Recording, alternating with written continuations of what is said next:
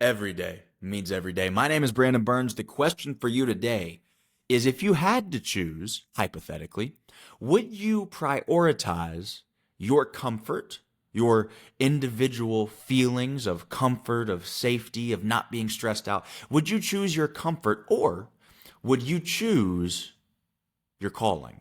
If you had to pick between the two of them, would you choose service and contribution to something higher, something greater than yourself, a mission, a calling, an anointing on your life? Or would you choose your own comfort, convenience, peace, and happiness? If, hypothetically, you had to choose. Now, I'm posing this as a hypothetical question simply because I think it's a little bit more palatable that way. But I want to read you something really quickly that I wrote yesterday, actually during my workout. I wrote this in my notes. It says, comfort versus calling. You can't serve two masters without becoming double minded in all you do. You can't pursue your own comfort and pursue service to a higher calling or mission simultaneously. You can't avoid confronting your own weakness and insecurity while also believing that you are deserving of success. The two underlying belief systems are strictly incompatible. One says, me and my feelings are most important. The other says, the mission is more important than my feelings. They cannot coexist, so choose. Again, I presented this during the open as a hypothetical question because it's more palatable and easier to approach that way. But I do believe that this is a choice that every single one of us is called to make. I think that at some point in your life, you got to make a decision. You got to make the decision of what is most important. I'm not saying that they're not both important. I'm not saying that you should take your mental and emotional health and just jettison it off the balcony or something. I'm not saying that it's not important. What I am saying is that at a certain point in your life, you need to make the determination which one will be more important, because that prioritization, that value system, that rank ordering of what you will choose to pursue above all else is the framework and the filter through which all of your decisions in life will then be made. For example, if you have the belief system that says me and my temporary fleeting feelings are the most important thing, and I'm going to choose to consistently prioritize them above bottom line results, above contribution, above being reliable to my responsibilities and my obligations, if that's the path that you decide to take, just know that what you are sacrificing is A, who you could become, because there's not a whole lot of growth and development that happens when you're not willing to confront your weakness and insecurity. But you're also sacrificing the people that could have been impacted. You're sacrificing the thing you could have built, the world-changing impact that you could have made, right? And a lot of people don't think that through, because just think about this logically for a second. If you have that underlying belief system, you might not even be conscious of it. But if you have the belief system that I'm going to protect my safety and my feelings and all these things above and beyond everything else that I'm called to or responsible for, so on and so forth, etc., every decision that you make is going to be filtered through that idea of, okay, I probably should do this, but it seems scary and uncomfortable, so I'm going to overthink and overplan because that's my subconscious way of avoiding the problem and not dealing with it. And reinforcing this belief system that I have that if it's uncomfortable, I'm not going to do it. It's not worth it, right? If that's the belief system you have, then as soon as you are tasked with something that asks you to have a little bit of self-sacrifice, to prioritize something greater than you, all of a sudden you're going to come up with excuses. You're going to come up with rationalizations. You're going to come up with reasons why you can't do it. You're going to come up with these doubts and these fears of you saying that, oh, well, I'm not qualified, or I'm not ready, I'm not prepared, I'm insecure, it's not the right time. These are not real beliefs. These are subsidiary beliefs of one core belief, which is that you're choosing selfishness above and beyond selflessness.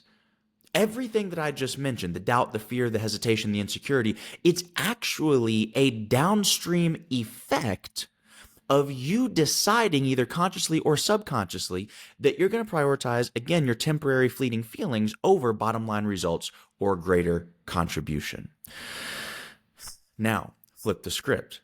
If you make the decision, hey, because remember, decision, decide, DE to cut off from, side, CIDE to kill, same suffix as in homicide or suicide. To decide means to kill off other decisions, to cut off from them permanently. If you decide that your calling, your mission, your contribution to something bigger is more important than how you feel, all of a sudden, all these downstream decisions become effortless. You wake up in the morning, I feel like hitting snooze. Who cares? It's not your, who cares? That's not what you're here for. That's not the decision that you made. I don't care that you're tired. You have stuff to do, right? You have other obligations and responsibilities, people counting on you. I would argue God counting on you to become the person that you're capable of becoming. So you don't hit snooze. You say, I don't want to go to the gym today. Okay, so you got to be around long enough to make the impact that you want to make, to contribute to whatever it is that you think is important to contribute to. You owe it to yourself to be a protector. You owe it to yourself and everybody around you to be somebody who's formidable. So you go to the gym anyway, right? I'm so distracted. I just want to sit here and doom scroll on social media. You don't get to make that decision anymore because you made the one root decision further back along the way that said, nope, I'm not going to prioritize me. I'm going to prioritize who I become, not for my benefit, but for other people's benefit. Because as Zig Ziglar said, if you help enough other people get what they want, you will also get what you want. And so it becomes this very fundamental decision that the rest of your life, the rest of your choices, the rest of your life's decisions are branches of that one original choice that you made, deciding whether or not you would prioritize comfort or whether you would prioritize calling. Because I really believe that a lot of people don't fail because they're not talented. I think a lot of people don't fail because they are not capable. They don't have the potential. I think a lot of people don't fail because they don't work hard, because they're not informed. All these things can be solved. And there's a lot of people who work hard and then they still fail. Why? Is it because they didn't work hard? No, it's not because they didn't work hard. It's not because they didn't have the info. It's not because they're not talented or any of these things.